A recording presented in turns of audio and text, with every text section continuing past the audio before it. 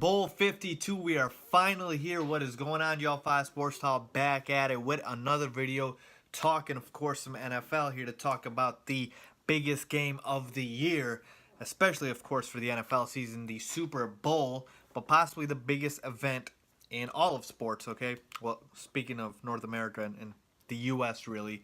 But let's get on with it. Who am I picking to win this game? Patriots, Eagles, playing in Minneapolis. It could have been, and maybe it should have been Minnesota, but the Eagles deserved it.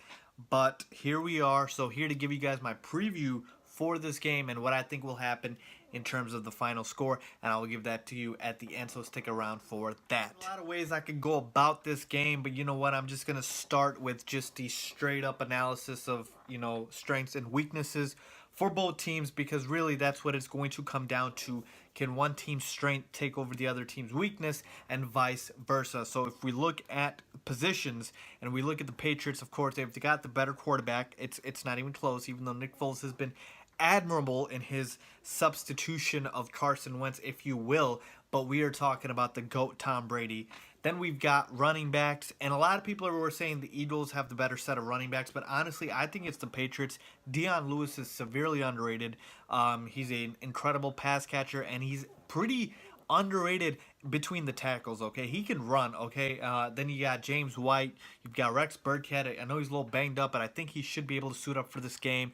So Patriots have a plethora of options at running back, but the best part about them are they're all versatile. They can all catch out of the backfield and they can all run. You can't say the same about the Eagles running backs and LeGarrette Blount. He's just a power bruising running back. J.J. is their best running back, but other than that, I mean, Corey Clement. So it's just a lot of, no-name type of guys. And with the Patriots, I mean, these aren't household names either, but they, I feel like, are more versatile versus the Eagles running game. Then we'll take a look at the pass catchers, and I'm going to have to give this one to the Eagles, but it's not that much of a difference. Alshon Jeffrey is obviously the best receiver in this game if you take just the receiver, because we know the best pass catcher is going to be Gronk.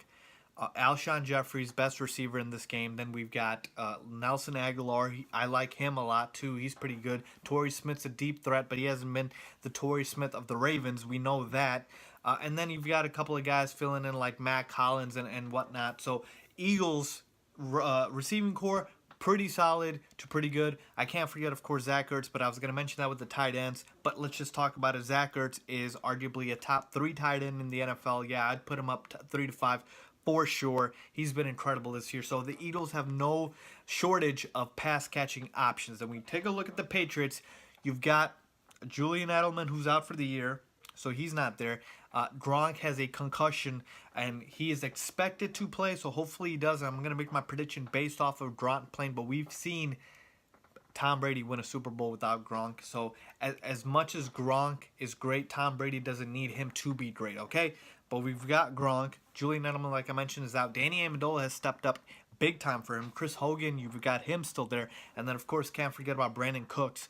And then, like I said, these guys that catch passes out of the backfield, James White, Dion Lewis, they can catch balls, folks. People underrate them. They're basically like mini receivers, okay? So you've got a plethora of options in the receiving game as well. And I think it's closer than people think it is. It's in terms of sheer talent, yeah, the Eagles wide receivers are a lot better, but if you take it into account production scheme, getting the job done, the Patriots receivers do just as much, right? And like I said, you've got that monster in Gronkowski who nobody can stop, okay? So we take a look at that offensively. That's how things shake out. Now let's take a look at the defense. Let's talk about defense, because defensively, I feel like this is where Philadelphia has the advantage. They've got a lot of playmakers on defense, and overall their defense is just better than New England's. Though I will not dismiss the Patriots defense as being like god awful. They were number 5 in scoring defense. Their defense is pretty legit, but the Eagles defense is better, and it has carried them to this point. No, I'm not trying to take away credit from Nick Foles and that offense. They've been admirable,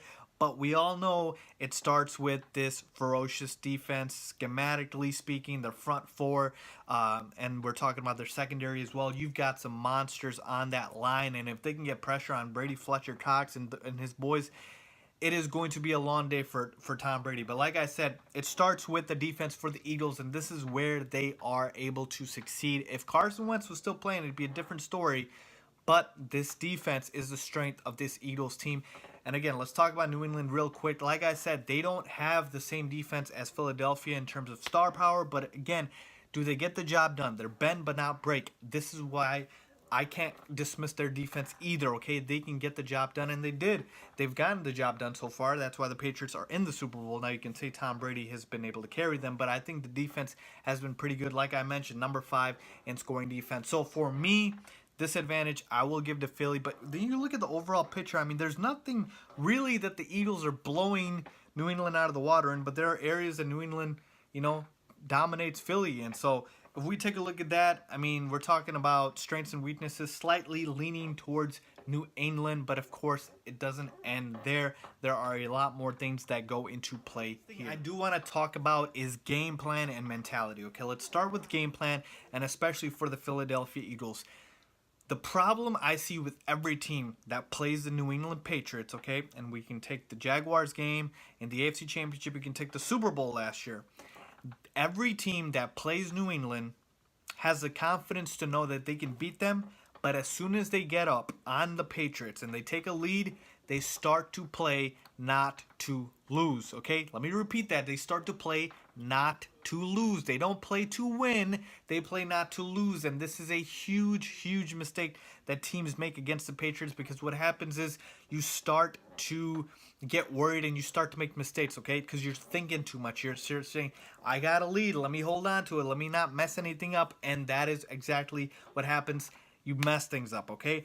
And that's what happens with the Jaguars. That's what happened with the Falcons last year. And that is the mentality I cannot, or I shouldn't hope, that the Eagles have in this game, because they've been the underdog all year long. I've been picking against them all year long. I picked the Falcons to beat them, and I picked the Vikings to beat them, and they proved me wrong both times, okay? So the Eagles have been able to go off this underdog mentality, and I hope they keep it up in this game, because like I said, playing not to lose is not the right way to play against the Patriots. You have to play to win. You have to step on their throats. I don't care if you're up by 30, 40, whatever it is, step on their throats. The game is not over till the clock strikes 0, okay?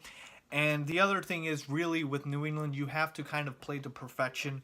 And this is, I guess, advantage Patriots here, because a lot of teams, when they play New England, you have to play to perfection, meaning 3-and-out drives aren't going to happen, because you're not going to be able to slow down Brady too much. He's going to eventually score, and they've got too many weapons. Now, the thing with the Patriots in this game is, let's talk about their game plan. Usually, Bill Belichick focuses on a certain player, focuses on a certain type of game plan where he will take out the other team's best player. And you saw him do this last week. I mean, I know Leonard Fournette scored, but they kind of bottled him up a little bit.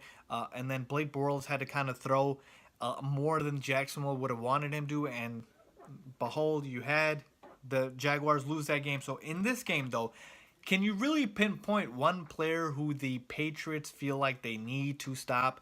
It's not going to be Nick Foles. I mean, Nick Foles is a good quarterback, but are you really going to game plan to stop Nick Foles? Jay Ajayi, Alshon Jeffrey. The Eagles are just a collective bunch of solid to not great players, okay? They're solid, but they're not incredible. There's not an Antonio Brown. You don't have a Julio Jones to just completely shut down and focus on.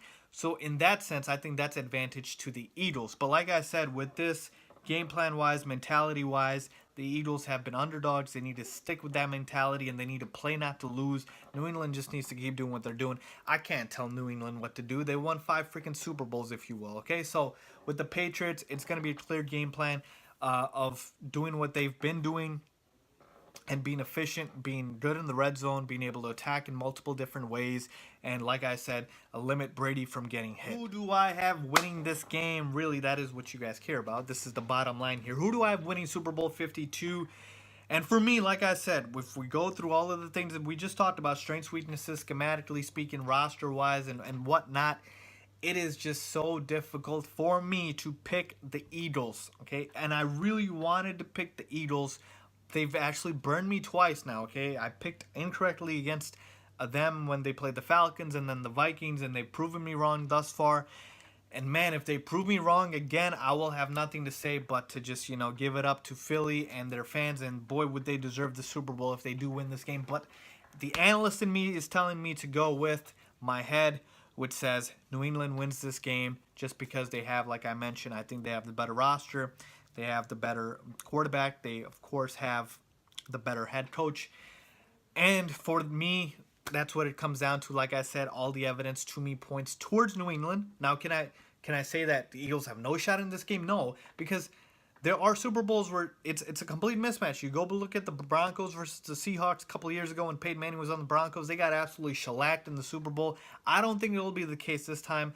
I think it is going to be a close game. I think it'll be relatively high scoring. I have the Patriots winning this game 31-24. I will say one more thing, though. If the Eagles do lose this game, man, I'd rather have it just be like a regular type of loss instead of another comeback by New England. But because, boy, would that hurt. Boy, would that hurt, folks. So, like I said, I have this one. Patriots winning this game 31-24. It's going to be pretty high scoring. It's inside a dome, inside, so no weather conditions. So I think for that reason, we're going to see some offense. Though I do think the key for this game for the Eagles will be their defense.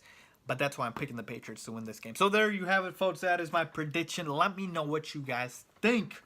Leave a comment down below. Let's talk football. Follow me on my social media, Twitter, Instagram, all of that good stuff. Link down below for that. And make sure you guys subscribe. Stay tuned. Thanks for watching.